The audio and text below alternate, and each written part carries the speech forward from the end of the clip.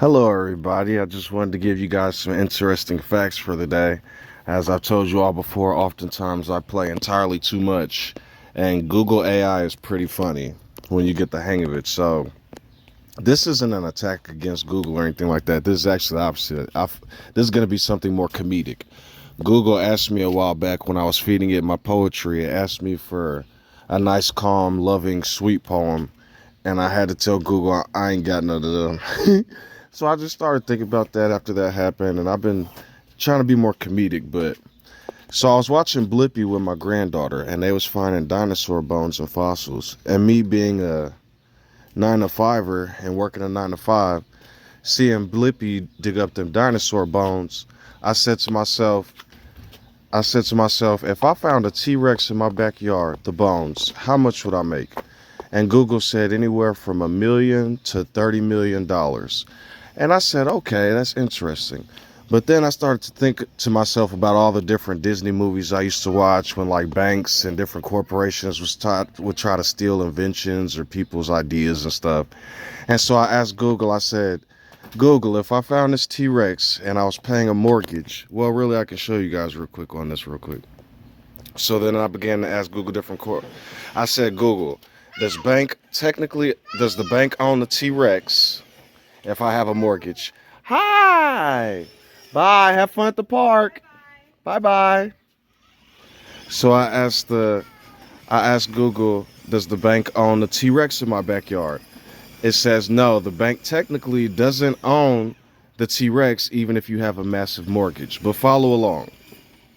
The bank only owns the mortgage loan and holds legal claim on your property as a guarantee that you will pay them back. But your mortgage contract requires you to maintain the value of your property. If your T-Rex is buried directly under your kitchen, you cannot dig up your foundation and demolish your house to do it.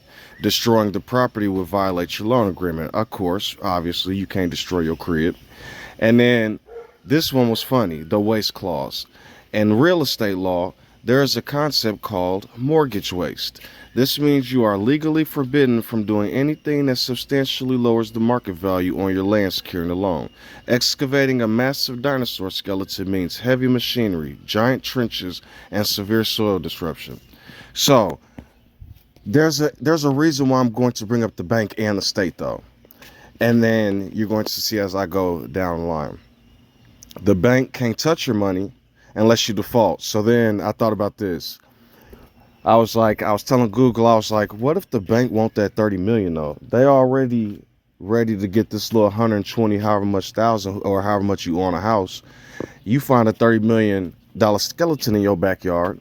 They're going to try to do some dirty stuff. And Google actually agreed with me. They was like, well, that's the corporate world. And if you stop paying the loan, obviously, they're going to come take your house and the skeleton, right? Here's the real catch. While the bank does not own your backyard dinosaur, someone else might. In the United States, there's something called mineral rights. It can be split from surface rights. If a previous owner or an oil company or government kept the underground mineral rights to your neighborhood, you only own the dirt on top. Well, where's the dinosaur within those minerals?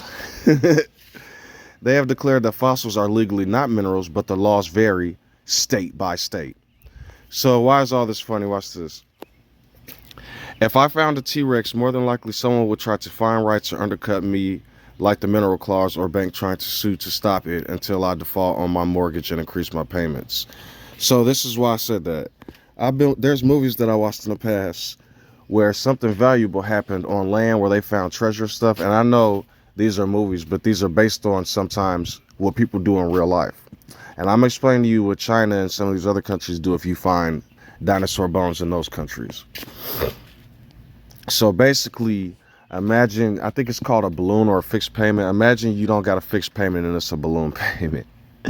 And you find a $30 million T-Rex in your backyard and you barely making payments already, right? They're probably more than likely, if they find out and this makes big news, balloon your payment to where they know you can't pay that mortgage no more, increase your shit by however much, and then they'll take the house and the dinosaur. Now, y'all will hear me say that and be like, banks aren't like that. The irony of all this is, Auto corporations and banks were the ones that was bailed out by the government. But who are some of the dirtiest besides what they say would be lawyers when it comes to this industry, right? Car salesmen and bankers, right? Right.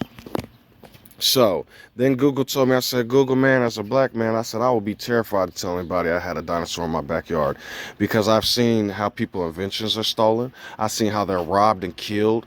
Okay, so I'm going to give y'all a basic story. There's a man named Marquette Devon Burton. And actually, after I looked him up, I found out he had a net worth of $8 million because of some technologies he sold and other investments he made. But anyway, he ended up getting his just due. But he invented, and well, he was involved with the invention of an app because he deals with tech, I guess.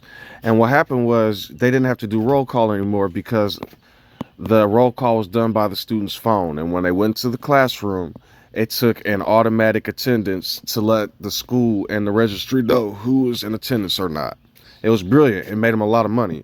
Well, the problem is before he did this, he went to another company, or when he went to go try to whatever it is when you pitch an idea to a corporation or something. And what they did was they turned him down and took another guy's with basically a generic version of his because he invented it first. His company was the first to invent that shit. And they took the white dudes. And I was like, see, this is what I'm talking about. So I would be terrified to find something in my backyard because not only do we have mortgage payments, then the state can get involved, right? So I said, Google was telling me the basic, systematic greed versus everyday humanity. It was agreeing like banks are already messed up and they basically try to, if the bank sees an asset worth $30 million on a property they hold a loan on, their legal department is practically automated to look for ways to protect their financial state. You go lose your house, bro. If you found I was just playing.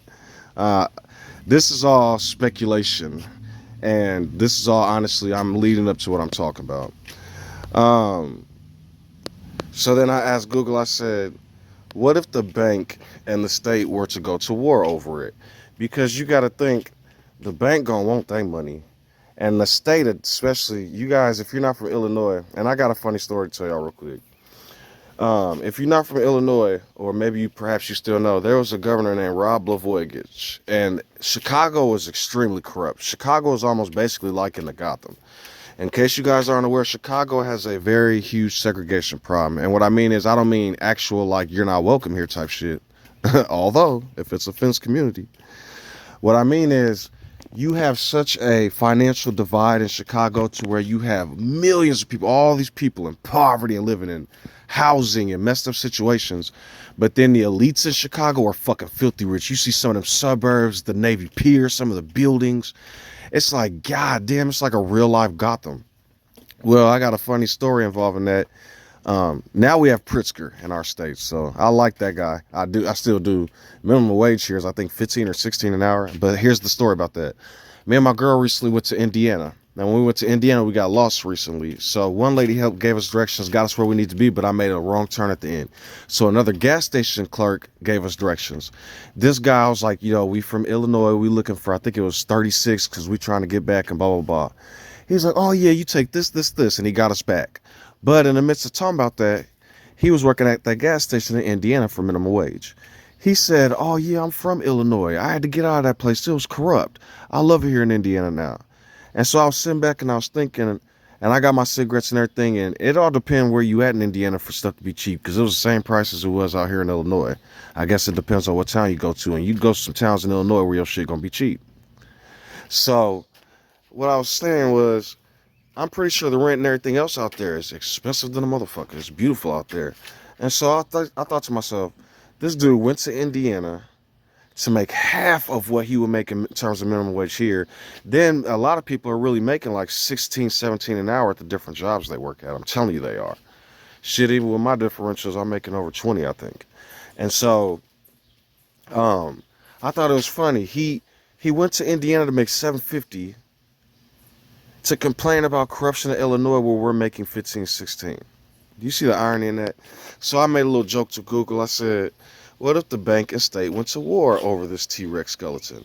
If the bank and state actually went to war over your backyard T-Rex. That's why I thought it was funny, because Google kept saying my backyard T-Rex. And I thought that was the realest shit ever, because Google's keeping it real. I'm the one that found it. You know, real talk, if you guys think I'm joking right now, what I'm saying, which it is a joke, but I'll call it based on real experiences. When you come to America, you hear people all the time saying freedom of speech rights, and I'll just sue you. First of all, if you're poor, you're not going to be doing anything. You can't afford a lawyer, and if you walk into a legal office, you always see people saying, "I'm going to go get a lawyer." What you're seeing are lawyers hustling, going to find people with guaranteed cases, and then they get their money from it. If you're just a random civilian with no money in your pocket and you walk into a lawyer's office, they're gonna laugh at you. I'm just But if you got a juicy enough story where you gonna make them rich, they'll fuck with you. See, you guys always be like, what about these race stories and why is all at this show? And that's why these people are getting the big lawyers and Chud and Anthony and Metcalf. Because that's what they're doing to get rich. Just like these huge stories. Oh, if you were harmed in the Illinois juvenile, blah, blah, blah, these lawyers getting paid. The Facebook lawsuit, we only get $6 to $10, but them motherfucking lawyers are getting millions, right? So I said, what would the bank and state do to go to war? Oh, China and these other countries. If you find any type of bones or anything in these countries, they said your T-Rex is their T-Rex, and it has something to do with I'll get to it in a second. Basically, if you take the T-Rex bones in China or these other countries, you get federal smuggling charges. Okay. While they wouldn't be calling the military, their lawyers will launch a full-scale legal war in court. That's what I meant to say. When you actually do try to get money or do the right thing in this country, if a corporation sues you and it's not big enough, what they'll do is they'll hold you in litigation for years to where you'll go broke. And then you can't even go through with the lawsuit. Your lawyers will stop in the middle of the case if you can't pay them. I promise you. While they wouldn't be calling in the military, their lawyers will launch a full-scale legal war in court, and you will be caught right in the middle of a multi-million-dollar showdown. Here's exactly how wild the corporate versus government battle would play out. The opening double injunctions. The moment you announced the discovery, both sides would panic. The bank, they would sue you and the state, demanding a freeze on everything. They would argue that digging up the dinosaur destroys the land value to secure a mortgage. The state, they would countersue, claiming that T-Rex is a unique paleontological resource. And I know paleontologist is just mixing the two words, kind of caught me for a second. And a part of the state's cultural heritage. A judge would issue an emergency. This is how they get you. They freeze it and litigate you for years. The bank and state, the bank would probably win. I'm just being honest with y'all. But the state also is brutal depending on where you at. So your backyard becomes a crime scene taped off by the courts while you can't even cut your grass no more. The eminent domain versus private contract. This is where the real legal war happens. The state has a superpower called the eminent domain, which allows the government to seize private property for public use, like building a highway or public museum. The state's move. The state would try to condemn your backyard and seize your T-Rex for a state museum. The bank's counterattack. The bank's lawyers would fight the seizure, arguing that the state is illegally destroying the bank's financial security interests, your mortgage, without just compensation. They both have to pay you. The irony. Even if the state wins the war and uses eminent domain to seize your backyard, the U.S. Constitution protects you. The Fifth Amendment states that the government cannot take private property without paying fair market value. So when y'all see them get a whole bunch of marijuana and they be like, this was $1 million of marijuana, it was 1,000 grams. Okay, so listen to what I'm telling y'all. But then when it comes to them buying shit, they not gonna give you what you owe. If that T-Rex worth $30 million, by the time the state pays you, you gonna get $3 million, and then they go tax the $3 million. Okay, even if the state wins the war and uses eminent domain, yeah, they still gotta pay you. If the state takes the T-Rex legally, they must write you a check for the full auction value, $30 million. No, they don't. Because of your mortgage, that money will go into your escrow account. The bank would immediately stop forward to take whatever you still owe on your house loan, $300,000, and you would get to keep every single penny of the remaining million. So see, then the bank would come take your mortgage instantly. They're like, fine, we don't want, just give us our money back. Okay. While the bank and state are spending millions of dollars on lawyers fighting each other, you get to sit back with your daughter and granddaughter, eat some popcorn, and watch the madness on the news. So basically in America, depending on where you at, you would basically win in some way, shape, or form. But it all depends. When you see people going around with them little metal devices trying to pick up treasures and all this other stuff, I'm telling y'all, man, y'all gotta be careful in this world. It's not. I'm finna show y'all something. Watch this. If I won the lottery in Illinois for $1 billion, how much do I actually get?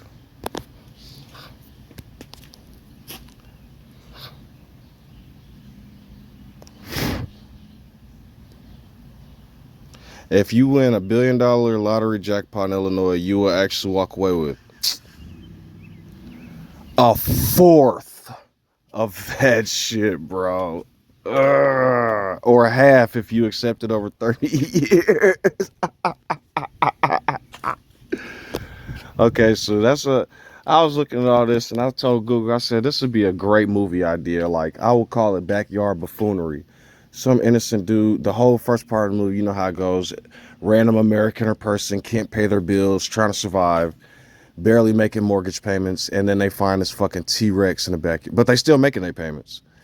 But then they find a fucking T-Rex in the backyard, and then for the next like 5 years, I call it Backyard Buffoonery, or the skeletons in the backyard, something with an interesting name. I like Backyard Buffoonery, but or I'm thinking like something like Enemy of the Financial State.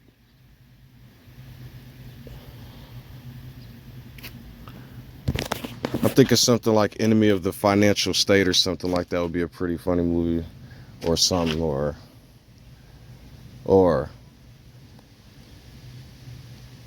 Bones locked in Bones in the bank's vaults. That'd be, I don't know. But yeah, I just thought I'd share that with y'all, man. Not everything is sweet in this free country, and y'all, it is pretty out here. I got a coworker at night that's working with me, and she from a different country. And she come up to me every night. Why did they say this about me? Why are they telling the boss on me? This lady does things I wouldn't dare do. I mean, the way she cleans and stuff, you know how it be. And I just keep looking at her and going, welcome to America, man. Yeah, trying to tell y'all.